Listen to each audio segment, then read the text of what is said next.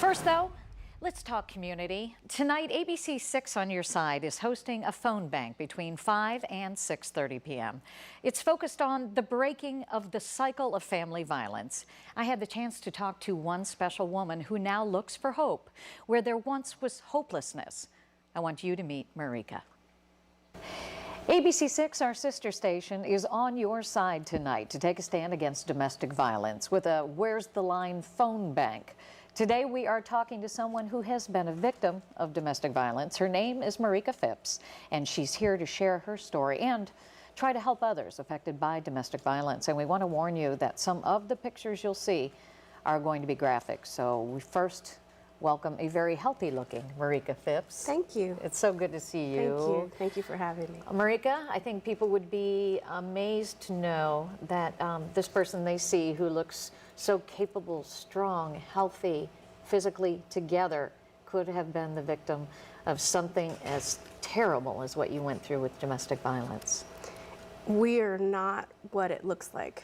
You know, domestic violence is something that's so hidden. We don't want people to know, you know, that we have the brokenness that we have inside of us. No one knew. Amazing that people wouldn't know, but these pictures, these images, they are horrific. And yet, you stayed for a long time, even after this is the second round of battering? That was the first. That was the first round. Shows and the first. You went back, wow. I did. Huh. Can you explain, I mean, right here, you've even said you stared death in the face. Yeah, more than once. You know, the first incident that happened, I made excuses for it. You know, I made excuses for him. He had never been physical before. It was 2 years into the relationship before he had ever been, you know, physical. But what I didn't know is that I had been being abused, you know, emotionally and psychologically, and I had no idea that that even existed. I didn't know what abuse was. Do you remember the trigger that set that off? No, not really. I mean, we argued and, you know, bickered back and forth all the time. Right. And this particular day, I honestly don't remember what it was we were arguing about. I do know I slammed the door shut. You know, I was holding our daughter at the time. She was 18 months. And he, you know, knocked the door in, picked me up by my throat. I dropped my baby, and he threw me against the wall. And then from there, you know, within a matter of minutes, I was laying beaten at the bottom of the steps where he had kicked, you know, those injuries is where he had kicked my head in so many times. Oh my gosh, Marika. And I had subdural hemorrhaging after that, so I had bleeding on my brain, and it was pretty serious. Oh, of course. It was pretty serious. Who found you?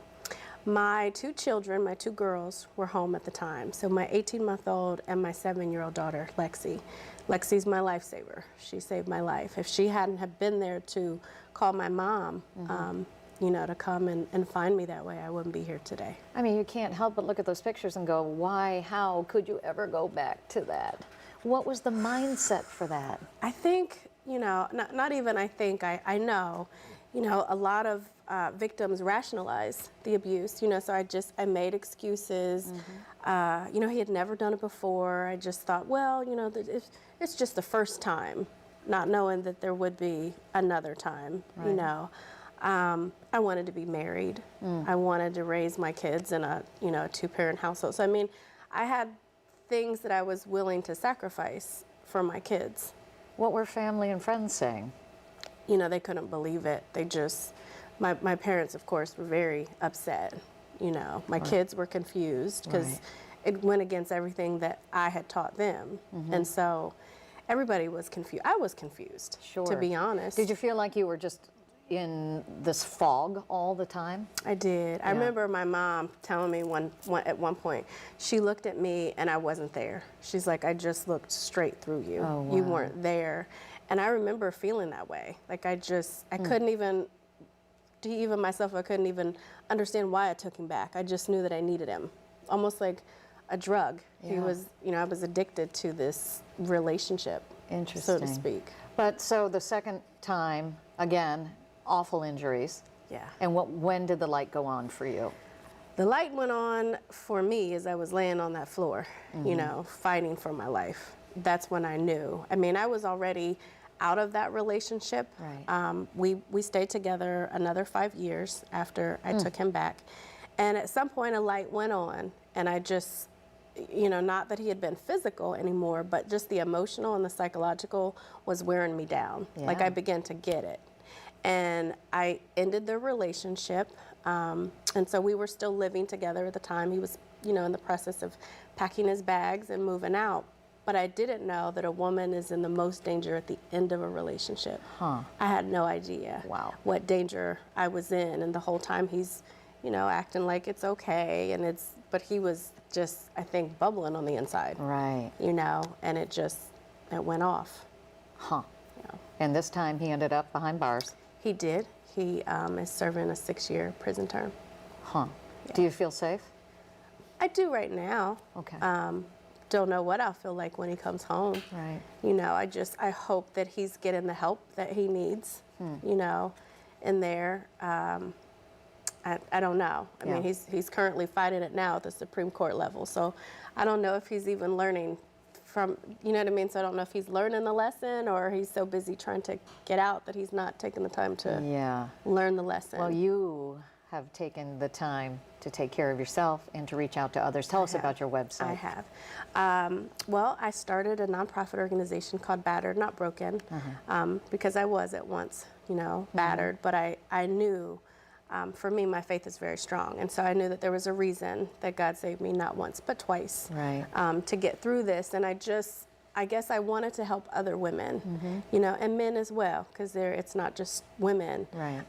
But, you know, I think it's every 9 seconds someone is beat, you know, and I was a part of that statistic twice in my lifetime. Yeah. And so I just want to try to save other women. I go into schools, I talk in schools and try to educate our youth. You know, I have young girls and a son, and I want to educate. I think that's where we need to start, is, you know, educating our youth and then the parents. And so Battered Not Broken is about providing the prevention as well as the support. Good. You know, just kind of helping people through it, because you walk alone, because people don't understand. Outside of your circle, they think you're crazy for taking them back, and why doesn't she just leave? And it's not that easy. You are surrounded by love, obviously, Yes, strong I am. family and I the am. kids, and what you're doing is wonderful. I mean, people Thank you. can certainly learn from your experiences, as you. horrific as they were, but thank you so much for sharing. Thank you for having me. Appreciate it. Thank you. In fact, Marika, we not only want to thank you, but she is speaking out to help so many others whose lives you know only all too well from her own experience. Yes. Her website, again, is batterednotbroken.org. And then tonight, ABC 6 on Your Side is hosting that special Where's the Line phone bank. That'll be between 5 and 6:30 p.m. Volunteers from the Center for Family Safety and Healing will be there to take your calls. You can also, of course, go to where'stheline.info to chat. So please reach out and certainly visit the website Marika has as well, so we can get people all the help they need.